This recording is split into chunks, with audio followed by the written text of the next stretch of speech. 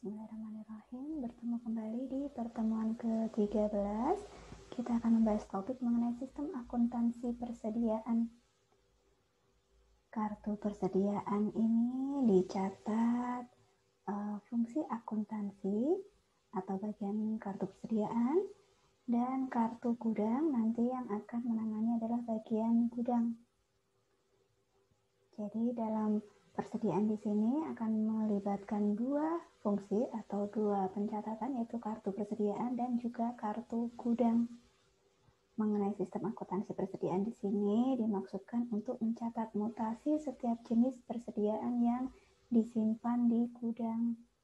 Sistem ini nanti akan berkaitan erat dengan beberapa sistem yang sudah kita pelajari sebelumnya, yaitu ada sistem penjualan, sistem retur penjualan, sistem pembelian, sistem retur pembelian, dan sistem akuntansi biaya produksi.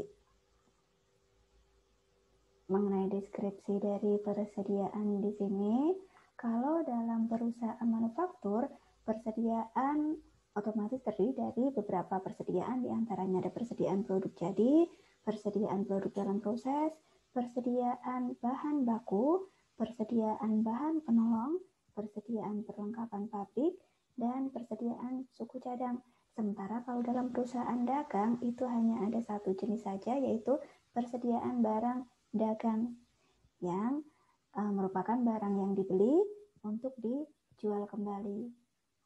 Transaksi yang mengubah persediaan produk jadi, persediaan bahan baku, persediaan bahan penolong, persediaan perlengkapan pabrik, dan persediaan suku cadang ini terkait dengan transaksi intern dan ekstern, misalkan saja mengenai penjualan dan pembelian. Sedangkan untuk transaksi yang mengubah persediaan produk dalam proses, itu seluruhnya merupakan transaksi intern perusahaan. Kita lihat lebih detail lagi dalam diagram berikut. Di sini ada beberapa tipe persediaan, yaitu ada persediaan produk jadi. Nah, di sini untuk transaksinya yang terkait adalah ada transaksi produk selesai diproduksi, penjualan, retur penjualan, dan selalu akan diakhiri dengan penghitungan fisik persediaan. Kalau kita lihat prosedur yang terkait dalam produk selesai diproduksi, itu prosedur yang bersangkutan adalah prosedur pencatatan harga pokok produk jadi. Kemudian dalam transaksi penjualan, itu prosedur yang bersangkutan adalah prosedur pencatatan harga pokok produk jadi yang dijual. Kemudian dalam retur penjualan adalah prosedur pencatatan harga pokok produk jadi yang diterima kembali dari pembeli. Kemudian dalam transaksi penghitungan fisik persediaan, sistem yang bersangkutan adalah sistem penghitungan fisik persediaan. Dalam setiap tipe ini, jadi nanti ada beberapa tipe di sini sampai ke tipe persediaan perlengkapan pabrik, persediaan suku cadang, ini akan selalu diakhiri dengan penghitungan fisik persediaan yang melibatkan sistem penghitungan fisik persediaan. Kita lihat dalam tipe persediaan bahan penolong juga ada penghitungan fisik persediaan dan melibatkan sistem penghitungan fisik persediaan. Begitu pula dengan persediaan bahan baku, ada penghitungan fisik dan sistem penghitungan fisik persediaan. Jadi setiap tipe itu akan melibatkan penghitungan fisik persediaan. Kemudian sistem yang bersangkutan adalah sistem penghitungan fisik persediaan. Kita lihat yang kedua mengenai tipe persediaan untuk produk dalam proses. Transaksinya yang terkait adalah produk selesai diproduksi, maka prosedur yang bersangkutan adalah prosedur pencatatan produk jadi. Untuk readjustment, prosedur yang bersangkutan adalah prosedur readjustment persediaan produk dalam proses. Kemudian lakukan penghitungan fisik persediaan, dan sistem yang akan bersangkutan adalah sistem penghitungan fisik persediaan. Dalam persediaan bahan baku, transaksi yang terkait adalah pembelian. Prosedur yang bersangkutan adalah prosedur pencatatan harga pokok persediaan yang dibeli. Kemudian dalam retur pembelian, prosedur yang bersangkutan berarti prosedur pencatatan harga pokok persediaan yang dikembalikan kepada pemasok. Kemudian untuk pemakaian barang di gudang, prosedur yang bersangkutan adalah prosedur permintaan dan pengeluaran barang gudang. Saat pengembalian barang gudang, maka prosedur yang bersangkutan adalah prosedur pencatatan tambahan harga pokok persediaan karena pengembalian barang gudang. Kemudian penghitungan fisik persediaan, sistem yang bersangkutan adalah sistem penghitungan fisik persediaan. Dalam tipe persediaan bahan penolong, transaksi yang terkait ada pembelian, retur pembelian dengan prosedur yang bersangkutan sama seperti pada persediaan bahan baku tadi, kemudian pemakaian barang gudang, pengembalian barang gudang, serta penghitungan fisik persediaan. Sama dengan persediaan bahan baku untuk transaksi yang terkait dan prosedur yang bersangkutan. Kemudian dalam tipe persediaan yang terakhir mengenai persediaan perlengkapan pabrik, persediaan suku cadang, ini transaksi yang terkait juga masih sama, yaitu pembelian, retur pembelian, pemakaian barang gudang, pengembalian barang gudang, dan penghitungan fisik persediaan. Dengan prosedur yang bersangkutan adalah sama seperti bahan baku maupun bahan penolong tadi. Kita ke metode pencatatan persediaan. Ada dua metode pencatatan yang kita kenal, yaitu dengan menggunakan perpetual inventory method atau metode mutasi persediaan dan physical inventory method atau metode persediaan fisik. Perbedaannya di sini apa? Kalau menggunakan metode mutasi persediaan atau perpetual, setiap mutasi persediaan dicatat dalam kartu persediaan, sedangkan kalau dalam physical atau metode persediaan fisik, hanya tambahan persediaan dari pembelian saja yang dicatat, sedangkan mutasi berkurangnya persediaan karena pemakaian itu tidak dicatat dalam kartu persediaan. Ini ada contoh ilustrasi. Jadi misalkan saja perusahaan X di sini menggunakan metode MPKP, masuk pertama, keluar pertama. Di sini untuk persediaan bahan baku, misalkan pada tanggal 1 Januari itu ada 600 kilo dengan harga satuan 2.400, kemudian 400 kilo dengan harga satuan 2.500. Ini adalah untuk transaksi pembeliannya dan juga untuk pemakaiannya. Tanggal 6 ada pemakaian 700, tanggal 15 ada pembelian 1.200, tanggal 17 ada pembelian kembali 500 kilo, tanggal 21 ada pemakaian lagi 1.100. Kita lihat di sini untuk jurnal terlebih dahulu. Dalam mutasi persediaan bahan baku yang terjadi karena transaksi pembelian itu nanti akan dicatat dalam buku jurnal pembelian. Jurnalnya adalah mendebit persediaan bahan baku dan mengkredit utang dagang. Jika perusahaan itu menggunakan metode mutasi persediaan dalam pencatatan persediaannya, maka pembelian bahan baku tersebut dicatat juga dalam kartu persediaan pada kolom pembelian, dan ada juga pada saat pemakaian bahan baku itu juga dicatat dalam kartu persediaan, yaitu pada kolom pemakaian. Nah, untuk mutasi persediaan bahan baku yang terjadi karena transaksi pemakaian bahan baku, itu nanti akan dicatat dalam jurnal umum atau jurnal khusus, yaitu buku jurnal pemakaian bahan baku, dengan menjurnal debit barang dalam proses untuk biaya bahan baku dan mengkredit persediaan bahan baku. Ini adalah untuk kartu persediaannya. Kita lihat dari soal tadi mengenai pemakaian dan pembelian. Tanggal 1 tadi ada saldo awal yaitu sebesar 600 dan 400 kilo. Kemudian pada tanggal 6 itu ada pemakaian sebanyak 700 kilo. Jadi diambilkan dulu untuk yang pertama masuk yaitu 600 dengan harga satuan 2.400. Kemudian sisanya berarti diambilkan dari yang kedua, yaitu diambilkan dari 400 kilo ini diambil 100 kilo dengan harga satuan 2.500. Akan tersisa 300 kilo dengan harga per kilonya adalah yang terakhir yaitu 2.500. Kemudian kita lihat di tanggal 15 itu ada pembelian 1.200 dengan harga per kilonya adalah 2.750. Maka akan menambah sebanyak 1.200 dengan harga per kilonya adalah 2.750. Kalau misalkan di total menjadi 3.300.000. Akan menjadi penambah. Jadi 300 tadi ditambah dengan 1.200.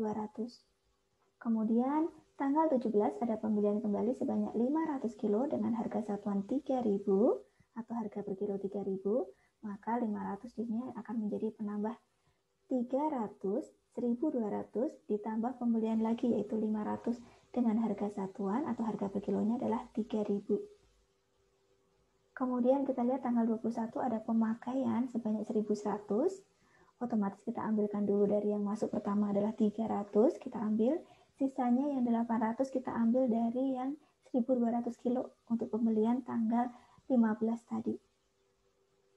Dengan harga per kilonya masing-masing, berarti akan tersisa 400 kilo dan 500 kilo.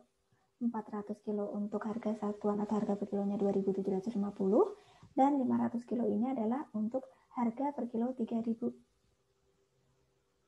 Kemudian akan diketahui untuk jumlah pembeliannya, otomatis di total di sini ada 1.700 dengan nilai atau jumlah nominal 4.800.000. Untuk pemakaiannya berarti di sini adalah kuantitas sebanyak 1.800 dengan jumlah 4.640.000. Sisanya untuk kuantitas di sini adalah 400 dan 500, jadinya 900 kilo dengan total jumlah 2.600.000. Nah, apabila menggunakan penghitungan fisik, maka yang dicatat adalah hanya pada persediaan awal, tadi ada 600 dan 400 kilo, jadi totalnya ada 2.440. Kemudian pembelian yang dilakukan, yaitu totalnya sebanyak 1.700 kilo, di total untuk nilainya adalah 4.800.000. Berarti jumlah bahan baku yang tersedia itu ada 7.240.000. Kemudian pada persediaan akhir diketahui sisanya adalah 400 dan 500. Berarti ada 900 kilo sisanya. Dengan total jumlah yaitu 2.600.000. Maka biaya bahan baku bulan Januari bisa diketahui dengan selisih antara 7.240 tadi dengan 2.600.000, yaitu 4.640.000. Ini kalau menggunakan metode fisik. Dari ilustrasi tadi, apabila menggunakan metode MPKP, maka hasilnya adalah sama. Tapi apabila nanti kita hitung menggunakan metode average atau menggunakan metode masuk terakhir keluar pertama, kemungkinan hasilnya akan berbeda. Kita masuk ke sistem dan prosedur yang terkait dengan sistem akuntansi persediaan. Jadi ada beberapa prosedur. Prosedur ini adalah ringkasan dari tabel yang kita pelajari tadi di awal. Jadi ada prosedur pencatatan produk jadi, prosedur pencatatan harga pokok produk jadi yang dijual, prosedur pencatatan harga pokok produk jadi yang diterima kembali dari pembeli, prosedur pencatatan tambahan dan penyesuaian kembali harga pokok persediaan produk dalam proses, hingga ke 9 di sini sistem penghitungan fisik persediaan.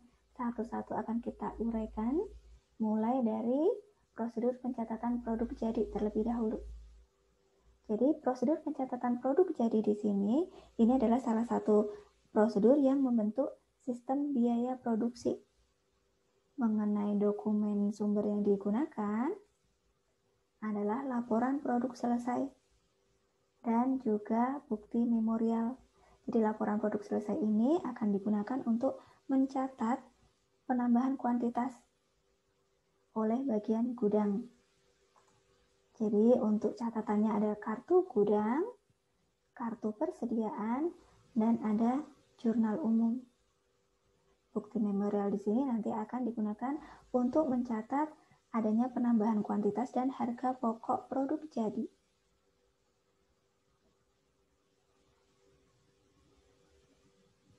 Kemudian untuk jurnal umum, ini untuk mencatat harga pokok produk jadi dengan mendebit persediaan produk jadi dan mengkredit barang dalam proses. Kemudian untuk prosedur yang kedua adalah prosedur pencatatan harga pokok produk jadi yang dijual. Nah, ini adalah salah satu prosedur yang membentuk sistem penjualan. Jadi kita ingat lagi waktu kita belajar mengenai sistem penjualan, dokumen sumber yang dipakai di sini adalah surat order pengiriman yang diterima dari bagian order penjualan. Dari surat order pengiriman di sini nanti akan digunakan sebagai pencatatan ke kartu gudang oleh bagian gudang. Kemudian dari bagian penagihan akan memberikan faktur penjualan. Dokumen faktur penjualan inilah yang akan digunakan sebagai dokumen sumber dalam kartu persediaan, yaitu untuk mencatat harga pokok produk jadi. Kemudian, kalau kita lihat di sini, catatannya berarti ada kartu gudang, kartu persediaan, dan dari kartu persediaan di sini nanti ada bukti memorial yang dijadikan sebagai dokumen sumber dalam pencatatan jurnal umum. Jadi jurnal umum di sini untuk mencatat harga pokok produk jadi yang dijual untuk diposting ke dalam akun kontrol persediaan produk jadi. Kita lihat untuk prosedur pencatatan harga pokok di sini. Jadi pada bagian kartu persediaan, di sini ada kartu persediaan yang nantinya secara periodik akan membuatkan rekapitulasi beban pokok penjualan. Kemudian akan dibuatkan bukti memorial yang nantinya akan menjadi dokumen untuk mencatat ke jurnal umum. Jurnalnya nanti adalah beban pokok penjualan pada persediaan produk jadi. Kemudian berlanjut ke prosedur berikutnya yang ketiga, yaitu prosedur pencatatan harga pokok produk jadi yang diterima kembali dari pembeli. Berarti ini adalah salah satu prosedur yang membentuk sistem retur penjualan.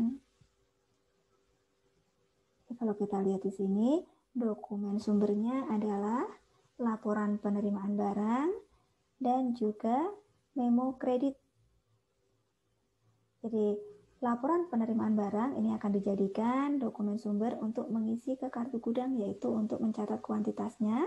Sementara memo kredit di sini akan digunakan untuk mencatat kuantitas dan harga pokok produk jadi yang diterima kembali dari pembeli. Kemudian mengenai catatan berarti ada kartu gudang, kartu persediaan, dan jurnal retur penjualan atau jurnal umum dengan mendebit persediaan produk jadi pada beban pokok penjualan.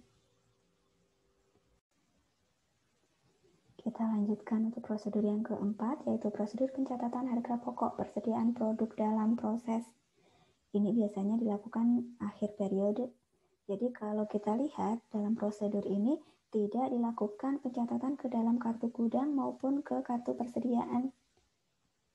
Jadi dari laporan produk dalam proses nanti akan dihitung mengenai harga pokok produk dalam prosesnya, kemudian akan dibuatkan bukti memorial. Jadi bukti memorial pertama ini untuk mencatat besarnya biaya overhead pabrik kepada produk dalam proses atau berdasar tarif yang ditentukan di muka. Kemudian untuk bukti memorial kedua nanti untuk mencatat harga pokok persediaan produk dalam proses pada akhir periode akuntansi. Jadi kita lihat di sini untuk jurnal umum atas dasar bukti memorial pertama itu dengan mendebit barang dalam proses yaitu biaya overhead pabrik dan mengkredit biaya overhead pabrik yang dibebankan. Kemudian untuk bukti memorial kedua akan mendebit persediaan produk dalam proses, mengkredit barang dalam proses. Nah nanti pada saat awal periode akuntansi nanti akan dilakukan readjustment atau penyesuaian kembali. Maka akan dibalik jurnalnya, yaitu dengan mendebit barang dalam proses dan mengkredit persediaan produk dalam proses. Ini mengenai dokumen sumbernya. Oke, kemudian prosedur pencatatan harga pokok persediaan yang dibeli. Nah, dalam prosedur yang kelima ini berarti berkaitan dengan sistem pembelian. Kita lihat untuk sistem pembelian di sini, dokumen sumber yang digunakan adalah laporan penerimaan barang dan juga bukti kas keluar. Jadi untuk bagian gudang, laporan penerimaan barang akan digunakan sebagai catatan untuk menambah kuantitas ke dalam kartu gudang. Sedangkan Untuk bagian kartu persediaan, bukti kas keluar ini akan digunakan sebagai catatan untuk menambah kuantitas dan harga pokok persediaan. Nah, BKK ini yang dilengkapi dengan SOP, laporan penerimaan barang maupun faktur, nanti akan digunakan untuk mencatat ke dalam register bukti kas keluar dengan jurnal persediaan pada bukti kas keluar yang akan dibayar. Kemudian ke prosedur yang keenam, prosedur pencatatan harga pokok persediaan yang dikembalikan kepada pemasok. Berarti ini adalah salah satu prosedur yang membentuk sistem retur pembelian.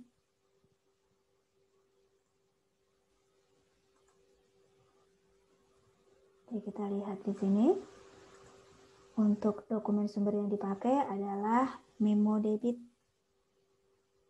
Sementara untuk catatan yang dipakai adalah kartu gudang, kemudian kartu persediaan, dan jurnal retur pembelian atau jurnal umum. Jurnalnya adalah dengan mendebit utang dagang, mengkredit persediaan. Kemudian ke prosedur yang ketujuh, yaitu prosedur permintaan dan pengeluaran barang gudang.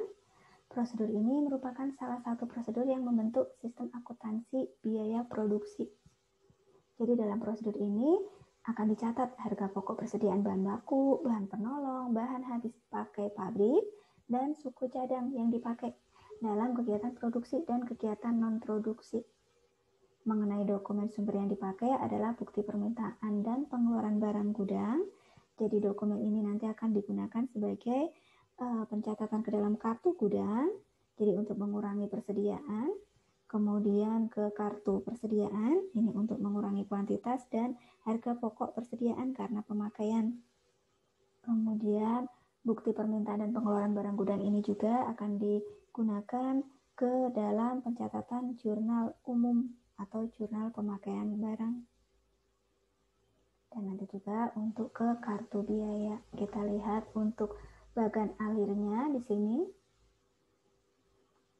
Jadi dokumen sumbernya adalah BPPBG, yaitu bukti permintaan dan pengeluaran barang dari gudang. Kemudian ini adalah contoh untuk dokumennya mengenai bukti permintaan dan pengeluaran barang gudang.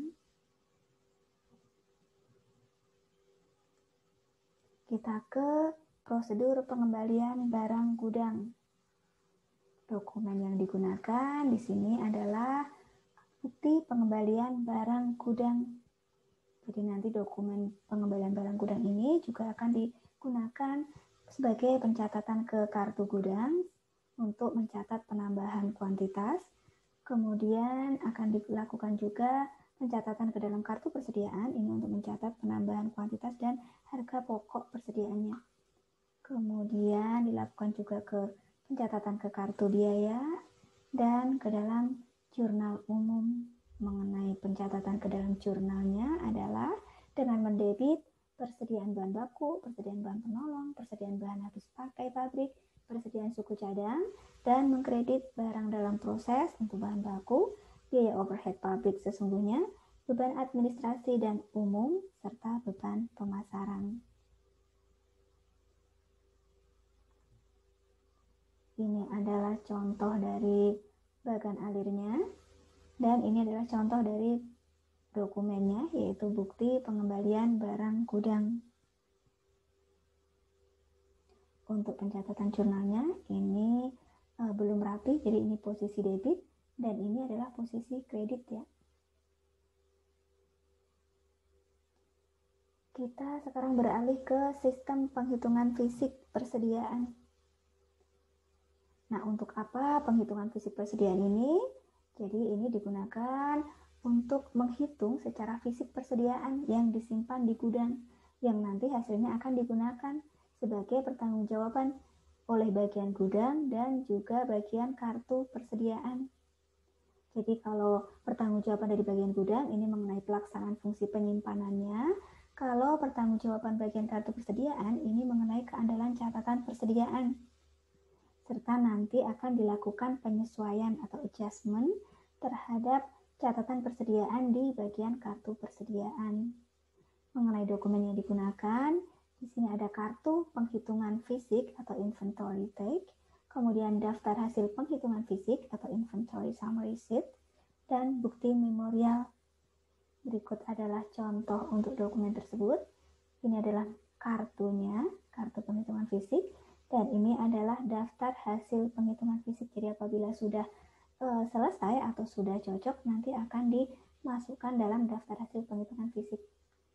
Dalam kartu penghitungan fisik, di sini ada 3 bagian.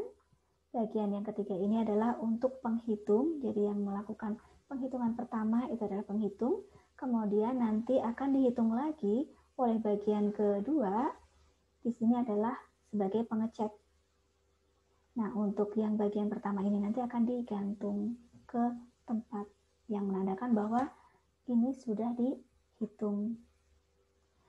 Dalam daftar hasil penghitungan fisik itu akan merekap atau mengambil data dari bagian kedua ini, yaitu mengenai nomor dari kartu, kemudian nomor kode persediaan, nama persediaan, kemudian jumlah, nanti ada HPP-nya, HPP total, dan juga untuk HPP satuan. Ya.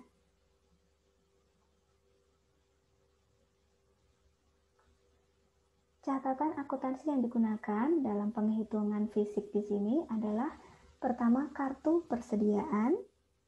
Di kartu persediaan untuk mencatat penyesuaian data persediaan, yaitu mengenai kuantitas dan harga pokok total. Kemudian kartu gudang, ini untuk mencatat penyesuaian data persediaan mengenai kuantitas oleh bagian gudang. Yang ketiga adalah jurnal umum untuk mencatat jurnal penyesuaian akun persediaan karena adanya perbedaan saldo yang dicatat dalam akun persediaan dengan saldo menurut penghitungan fisik. Mengenai fungsi yang terkait dalam sistem penghitungan fisik persediaan adalah panitia penghitungan fisik persediaan. Ini nanti ada 3, yaitu pertama adalah pihak pemegang kartu penghitungan fisik, yang kedua adalah pihak penghitung, yang ketiga adalah pihak pengecek. Jadi akan dilakukan penghitung dulu, kemudian diulangi lagi untuk dilakukan penghitungan oleh bagian pengecek. Nah, nanti antara penghitung dan pengecek akan dicocokkan oleh si pemegang kartu penghitungan fisik ini, oleh panitia ini. Kemudian nanti setelah cocok maka akan dimasukkan ke dalam daftar hasil penghitungan fisik. Nah, kita lihat untuk fungsi akuntansi. Fungsi akuntansi di sini adalah yang nantinya dia mempunyai tanggung jawab untuk mencantumkan harga pokok satuan, kemudian mengkalikan kuantitas dan harga pokok persatuan tadi, kemudian mencantumkan harga pokok totalnya dalam daftar hasil penghitungan fisik. Kemudian nanti akan melakukan penyesuaian terhadap kartu persediaan dan membuatkan bukti memorial untuk mencatat penyesuaian data persediaan dalam jurnal umum berdasarkan tadi ya hasil penghitungan fisik persediaan. Kemudian untuk fungsi gudang ini nanti akan melakukan penyesuaian data kuantitas persediaan berdasarkan hasil penghitungan fisik persediaan. Jaringan prosedur yang membentuk sistem penghitungan fisik persediaan. Yang pertama adalah prosedur penghitungan fisik. Jadi dalam prosedur penghitungan fisik di sini nanti akan dilakukan oleh pihak penghitung dan pihak pengecek. Kemudian prosedur kompilasi. Prosedur kompilasi di sini nanti akan dilihat atau dilakukan perbandingan antara catatan dalam bagian ketiga dan bagian kedua. Jadi catatan atau penghitungan dari bagian penghitung dan catatan atau penghitungan dari bagian pengecek. Setelah nanti sesuai, kemudian bagian kedua tadi lembar bagian kedua tadi maka akan disalin untuk dimasukkan ke dalam daftar penghitungan fisik. Kemudian prosedur penentuan harga pokok persediaan. Nanti bagian kartu persediaan akan mengisi harga pokok persatuannya. Kemudian juga nanti akan mengkalikannya dan akan menghitung total harga pokok persediaan. Kemudian prosedur penyesuaian, bagian gudang maupun bagian pemegang kartu persediaan sama-sama akan melakukan penyesuaian berdasarkan hasil dari penghitungan fisik tadi.